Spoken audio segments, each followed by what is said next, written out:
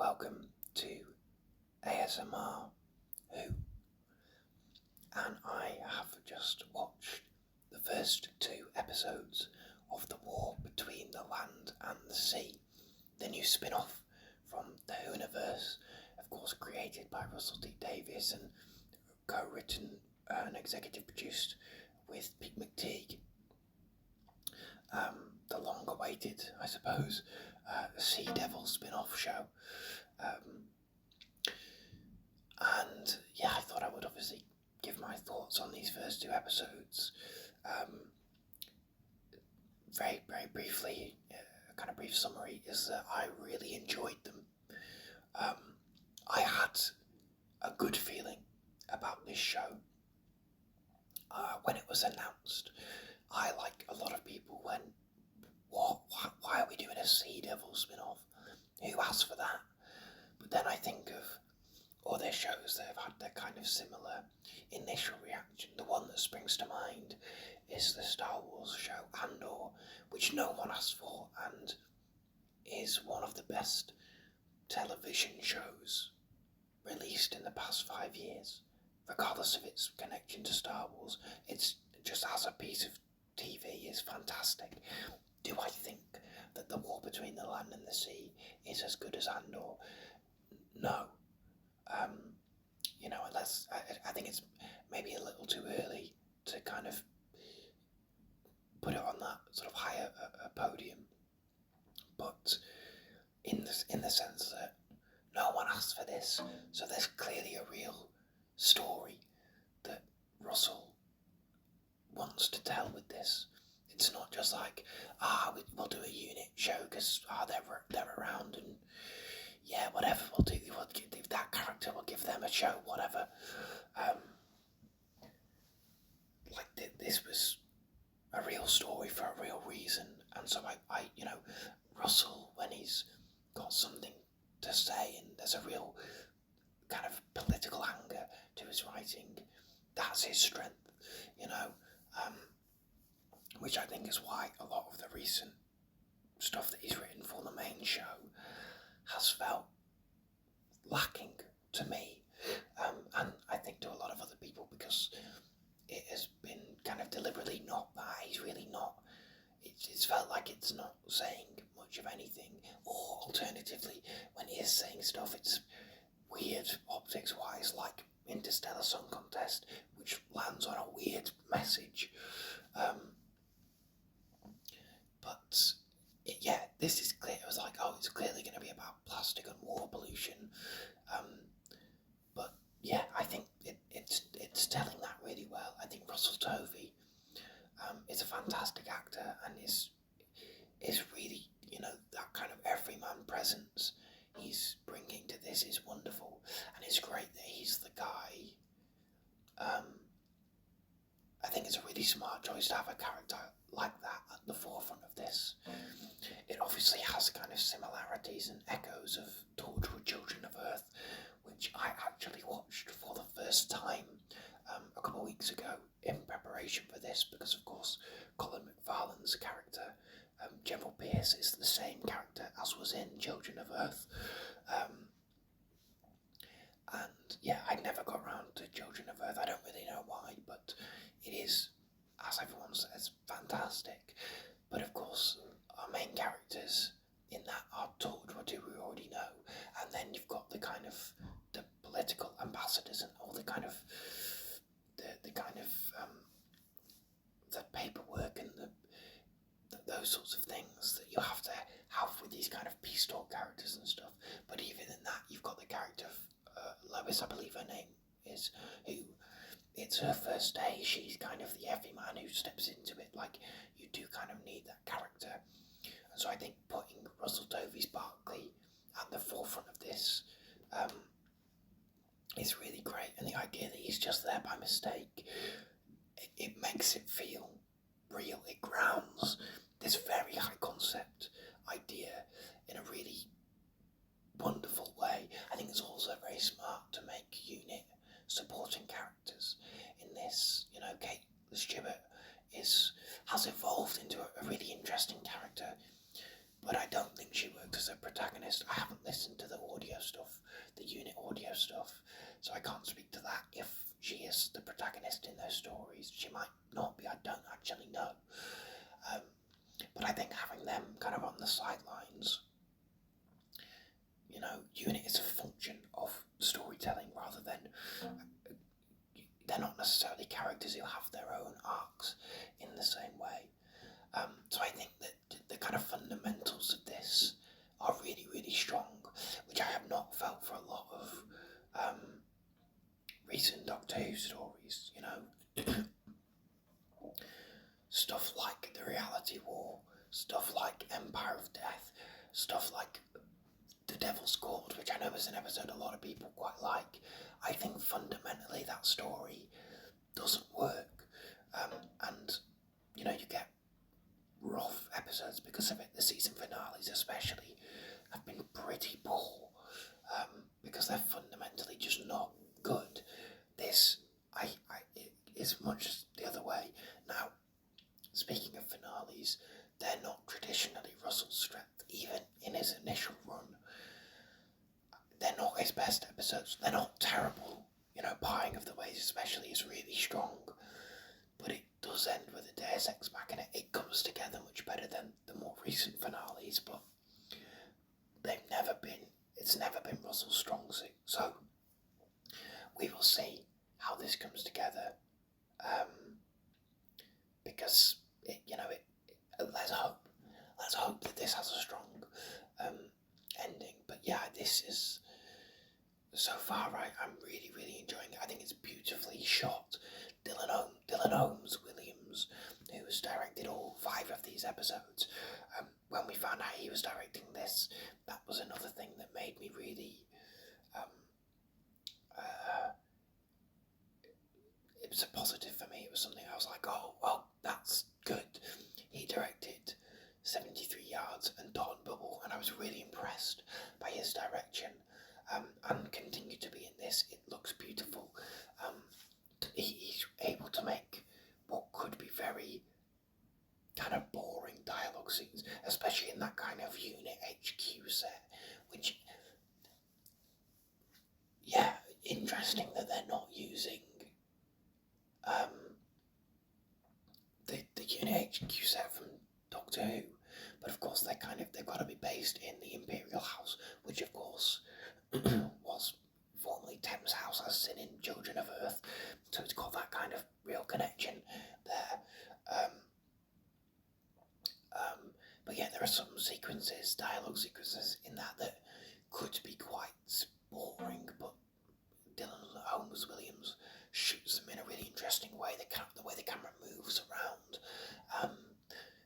and he's able to do this dialogue sequence in one shot, and it's much more visually interesting than it potentially could be in the hands of a lesser director. So his work is really great.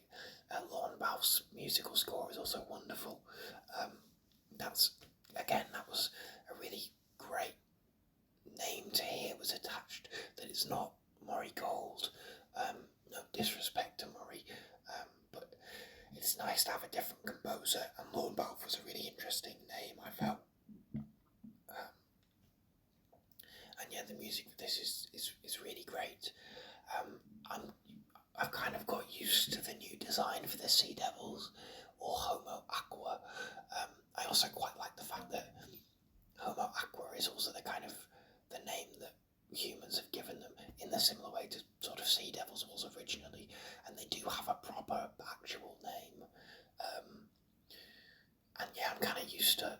Initially, I thought Homo Aqua was a bit of a silly name, but the show kind of knows that as well. It makes fun of it. They kind of joke about gay water, and I think it just has played those beats really, really well. I think it's got exactly the right tone where it's mature, but it's not. It doesn't feel adult. The kind of taxi driver or the driver in episode 2. Yeah, he dies in a quite a brutal way, but it's not graphic in the way that Torchwood might be. And when that happened, I thought that was a real test of, are we going for kind of Torchwood levels of graphic sort of violence? And no, we're not, which is good. I don't think that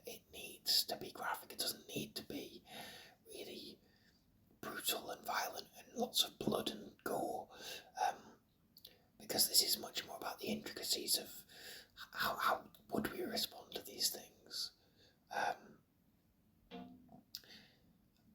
And yeah, just really, I think they're just, it's just playing the moments really well. There are certain things that you can maybe think could be a little bit like predictable, get a glass of water from the Thames and, oh look, isn't the water so dirty? But I don't know, it's just, I'm finding it very satisfying. That's the word that I'm kind of landing on. It's not, it's taking what could be a very basic premise, like, oh, the fish people and it's about pollution. Yeah, okay, sure, cool. I know where this story is going, but actually I don't know where this story is going. And I think that's a real strength to it. That first kind of meeting on the wherever it is on the island, on the kind of shores where they're translating, and it's kind of building up, and it's like, oh, I think, are they going to start attacking them? And the humans are there going, let's talk and let's, come in peace. And the Homo Aqua are saying, yes, we agree. And there's still that kind of menace, but there's not necessarily a threat. They're not aggressive, they're not violent. But then also you have this moment in episode 2, that plastic apocalypse sequence, which was really wonderfully put together, and the kind of frantic quality of that, and the kind of escalation of that.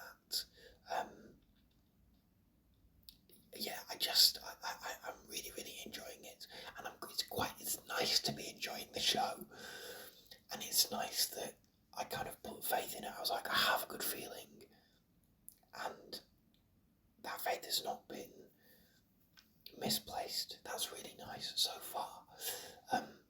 I think the fact that it's just 5 episodes, I think, is a good sign, because it's as long as it needs to be. And yeah, I'll be interested to see where this goes. I think that I'd like to see a little bit more depth from Salt, the main Momo Aqua character, and I don't just mean depth in the water. That's a rubbish joke. But yeah, in terms of the character there, which I do feel we're going to get, one sort of arguably quite little thing I liked as well was the thing of the Homo Aqua can do things. They seem to be able to kind of communicate with each other in ways that we don't really understand, and they are taking over technology with their little pearl things and all this. And I like the fact that the characters are going, wait, what? How are they doing that? Wait, what? Even if stuff like that is not explained, which let's hope that it is, but I would not be surprised if some stuff just isn't. It's like, yeah, they can do this because they can just do it. In the same way that if let's compare it to Children of Earth, because I think so far there's no reason it can't be compared to that high bar. The 4, 5, 6 in that can just do things because they can. Sometimes it doesn't matter that these things, like sometimes in a story, things can just happen because they just happen. Like, this is an alien species, although they're not extraterrestrial. This is a non-human species, and they're just evolved in this way, and they can just do things. Some has evolved in a way, can change between a kind of male and female form in the way that some other species in real life can sort of do that. I don't think all of that needs to be explained. I hope that some of it will be, but they just can because they can, and it throws the human characters for a loop, and they're in the dark, and I like all that element of it. So yeah, the word is satisfying. I'm very, very satisfied and invested in the show so far. So, yeah, it's really nice. I thought it was very interesting that it didn't start with the little Hooniverse. I didn't tag at the start. Curious, I will say, that that's already been dropped. I think it's pretty clear that the Hooniverse as a kind of thing has been a bit of a failed experiment. But this show is great, and I'm glad we have it. I didn't talk at all about. I'll mention very briefly about the kind of news of. Obviously, we've got Russell doing a Christmas special next year, and then there will be series beyond that. It very much feels like Russell will do this last Christmas special and then leave. I hope that that is what happens, but I don't really have much thoughts or speculation beyond that, particularly, other than I'm glad that we have confirmation the show will continue, and I think the rest will do it good.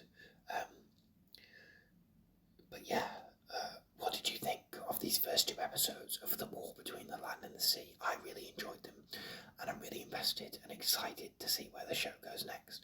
But let me know. Leave a like if you like this. Subscribe if you haven't. I'm going to be covering the rest of this show, of course, over the next couple of weeks. And yeah, thank you very much for watching. Thank you for listening. I will see you all next week for episodes 3 and 4. Thank you very much.